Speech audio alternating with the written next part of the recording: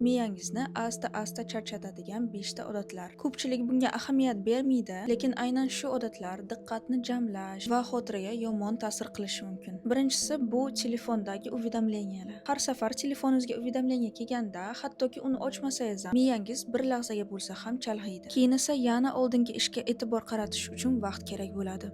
Ikkinchisi bu bir vaqtni o'zida bir necha ish qilish. Ko'pchilik buni multitasking deb ataydi. Aslida miya bir vaqtni o'zida ikkita murakkab ishni bajarmaydi. U shunchaki ularni orasida tez-tez almashadi. Bu esa miyani tezroq charchatadi va samaradorlikni pasaytiradi. Ikkinchisi bu doom scrolling, ya'ni qisqa videolarni ketma-ket tomosha qilish. Miya bir necha soniyada yangi ma'lumotni olishga o'rganib qoladi. Shu sababli keyinchalik kitob o'qish, dars qilish yoki uzun videolarni oxirigacha ko'rish qiyinroq bo'lib qolishi mumkin. To'rtinchisi bu dam olmasdan uzoq ishlash. Bir necha soat tanaffussiz ishlash doim ko'proq natija bermaydi. Aksincha, qisqa tanaffuslar miyaga tezroq tiklanishga yordam beradi va diqqatni yaxshiroq saqlaydi. Va oxirgisi bu uyqu yetmasligi. Uyqu vaqti miya kun davomida olgan informatsiyani переварить qiladi, ya'ni ma'lumotlarni mustahkamlaydi. Menimcha uyqu rolini hamma tushunadi. Xotira, diqqat, qaror qabul qilish qobiliyati, shu hamma narsalar uyquga bog'liq. Video foydali bo'lgan bo'lsa obuna bo'lib qo'ying. Всем пока.